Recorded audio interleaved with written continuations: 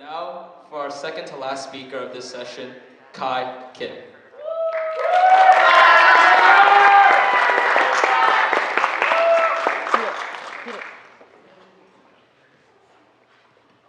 Hello?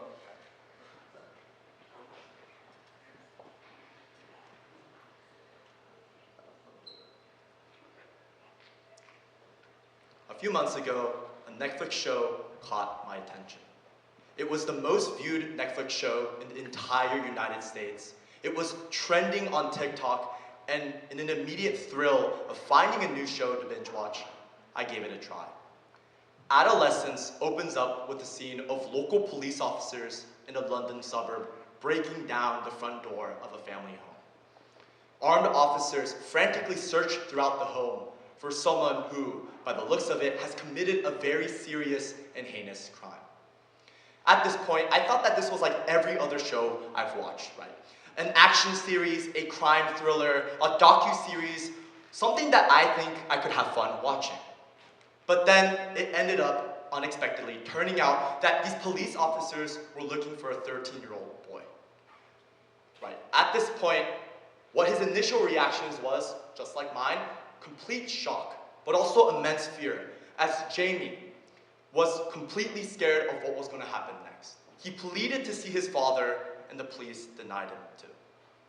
At this point, I thought that this innocent little boy could not have been the person they were looking for.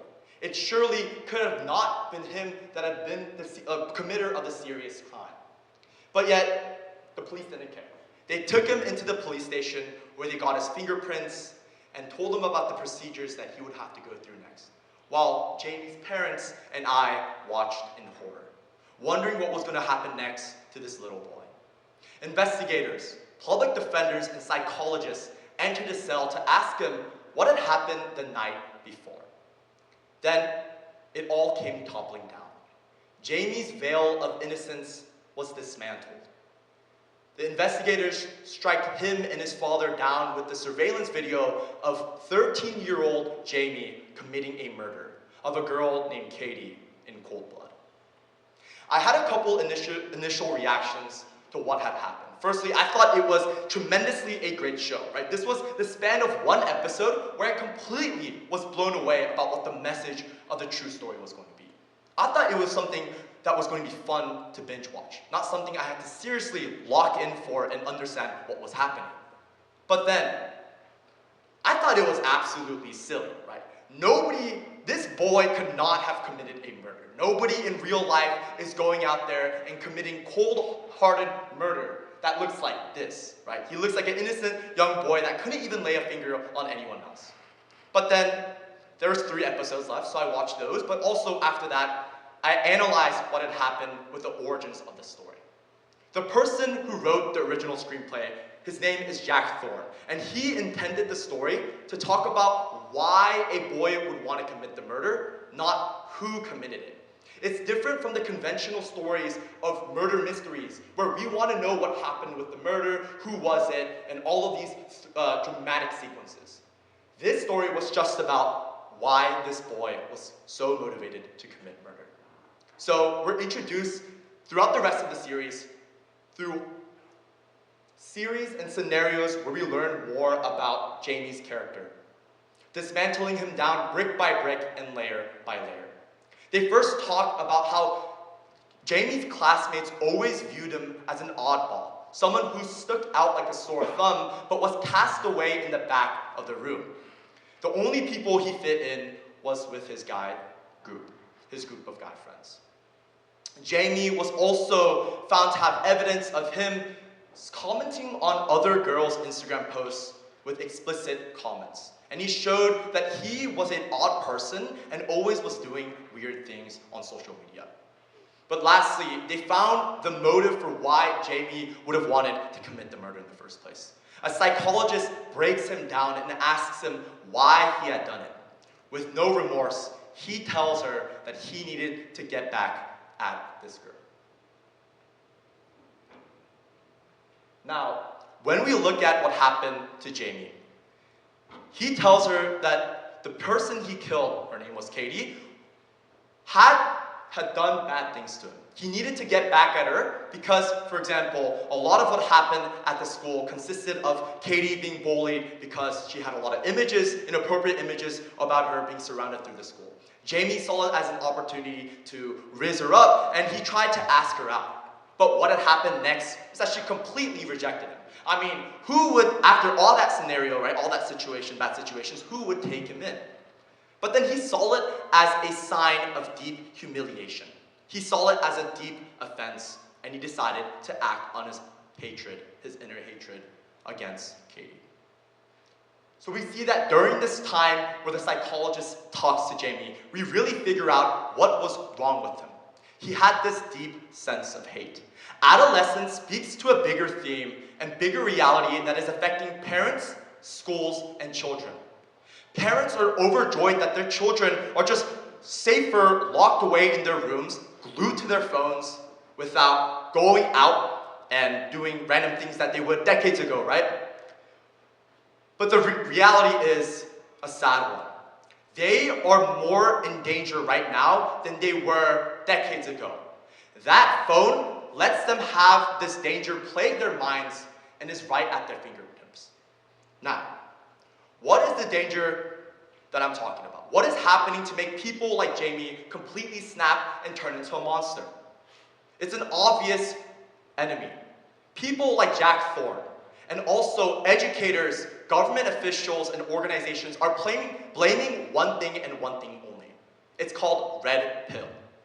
Red pill is defined by the United Nations as waking up to a reality where society values women over men. This idea came about as a response to societal shifts like the rise of feminism, where males felt alienated and out of touch with reality. They saw themselves as being offended by this new rise of feminism. They responded by reinstating traditional gender norms, patriarchal beliefs, and needing to act in a way where they assert their dominance over women. This might sound all too radical for everyone in this room, but what's happening is that this form of media is plaguing the minds of children today. According to the New York Times, in March of this year, researchers at Australia's Manchester University reported that the reason why this is happening is that kids are locked in their rooms. They point their fingers to the origins of the pandemic, where kids were locked away in their rooms without parents, because parents were too busy, and without teachers in sight, and let toxic masculinity media seep into their heads. But then, what does this red pill content really look like? According to the Cosmopolitan in the United Kingdom in 2024, they reported on the issues of schoolboys in the era of Andrew Tate. I know that sounds very silly to someone in the room, very funny to someone in the room, or completely not serious at all, but people like Andrew Tate are the faces, the biggest faces of toxic masculinity in today's media. What we see from Andrew Tate is he works on an idea of ultra-masculinity, teaching young men about obtaining wealth, status, physical dominance over their male counterparts and females. But most importantly, they tell a story about recapturing the societal shifts and making sure that everyone knows that males are dominating. What we see with Andrew Tate, he tells a story that serves as a remedy to masculinity being disenfranchised from the rest of the world. Now, I want to bring up what Andrew Tate has done in real life. He's also taken legal action against them by his own Romanian government, but also by political leaders and activists all around the world. He has allegedly committed crimes like human trafficking and harassment against women. But his fan base continues to grow. Numbers keep skyrocketing, fan bases are massive, but most importantly, his fan bases are young. What we see with people like Andrew Tate, what they do to 13-year-old boys like Jamie, is that Andrew Tate tells boys like Jamie who the real villains are. The villains that tell you that you're lesser than a man. The people that tell you that you're not worth anything at all and continue the spiral that is out of control in today's society. Now, I'm going to break down Jamie's character a little bit more. Jamie, all throughout his life, has had ideas of macho-ness sprinkled throughout. His father always resented that he was unathletic. Jamie was emotional and sensitive, and there was no male figurehead that would ever care to listen to him. His parents didn't even know what was happening at school. He came every day, placed his backpack on the side, sat down to eat dinner, and there was no word of what kind of struggles he went through. What we see with vulnerable children like Jamie is that they're susceptible to figures like Andrew Tate, telling them what to hate in this world. They just waltz right into that gust of hatred that people like Jamie feel and take advantage of them. That's what made Jamie want to kill. But not just his male classmates or male friends or his own father that neglected him. No, he was told that the enemy that he needed to fight back against were women. Because people like Andrew Tate take advantage of the idea that women are weak. Right? What we see with Jamie, a 13-year-old boy, he became a monster, even though he was raised as an innocent boy. Now, I want to reflect on this type of media in my own context. I feel as sometimes I am excusing this type of behavior and indulging in this type of media. To give you some context, one of my favorite things to do is to sit down on a couch on a Saturday night with all of my guy friends and watch grown men fight to death. I know that sounds super silly to say, but one of my favorite things to do is watch this. This is called UFC, and it's the Ultimate Fighting Championships. It's mixed martial arts. It's people from all around the world combining their mixed martial arts skills and fighting to the death. I know this is the best way to spend my time, yeah? But the thing is, I've always thought this was completely normal. There's millions of young men out there every day that tune into this, and a lot of my friends do so too. Yet, we need to realize, I need to realize, that this is a type of violence that Jamie learned. Nobody is taught to react in a way to take one's life with a knife, except this type of form of violence. That is violence, right? But I never realized it myself. We let this media consume us. Young men are constantly consumed by this type of media and this hatred. They first find it fun, but then are completely swamped into the arena of UFC and other types of violence. But better yet, people parade, glorify, and laugh with content creators, fighters, superstars, political thinkers, and different streamers. They're so funny, they're so cool, they're so manly. This is the same type of way Jamie acted with his friends. This is the same type of things that Jamie did alone in his room on his phone. He tuned in to one of the most violent and hateful men out there. But lastly, we also see the constant harassment of women in the internet and in real life. Quite frankly, too much of it. It shouldn't exist at all, but that's exactly what Jamie and his friends did. There is a real problem here.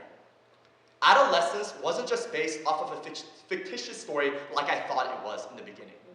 Jack Thorne based it off of a string of murders in the UK of teenage boys violently killing their female classmates. Jack Thorne tuned in a 6-month study and research into why young boys are doing this. They found abnormal numbers, but they also saw the root of the cause. This violent type of media is plaguing the minds of young men. What can we do about it today? The issue is with parents not realizing that the internet is actually a very, very dangerous place. The algorithm continues to lock you into the content that you really like, whether you like it or not, and it's regurgitating propaganda inside their heads. But additionally, people like Jamie's dad need to realize that it's not just the internet that's the issue. It's the fact that you don't teach your kid how to be a real man. A real man that Jamie's dad could have taught Jamie that they respect women, right? They don't listen to other people's hateful comments, and they're very independent in the way they view things in life. Jamie was not that type of person. Jamie's father let another man teach his little boy how to be a man. That is the wrongful thing that had happened with Jamie. We also see government action needs to take place. Policy is the only way we can make things happen on a large scale. In the UK, after Adolescence aired, it finally gave an end to the string of murders that have been happening, the mass radicalization they've been seeing. Keir Starmer, which is the Prime Minister of the UK, told them that he never realized that there's a big issue out there, but something needed to change about it. What's happening in the UK is now they're trying to pass a bill to ban social media for kids under the age of 16. And that's something that's bipartisan. Both sides are agreeing that children are too focused on social media and parents can't do anything about this. But better yet, what we need to do is in British schools, they're teaching kids about how to block out this type of media and how to fight back against it. They're letting teachers educate children like we need to on how this form of media can plague your mind and turn you into a bad person. But lastly, if you're capable of having the thoughts that these things are bad, you need to realize it. For the victims of toxic masculinity media, we need to realize that there is an end to it and we need to stop it. This isn't funny, this isn't a joke, and we need to be more serious about it. We cannot let this type of media affect us and plague us. So take this home with you.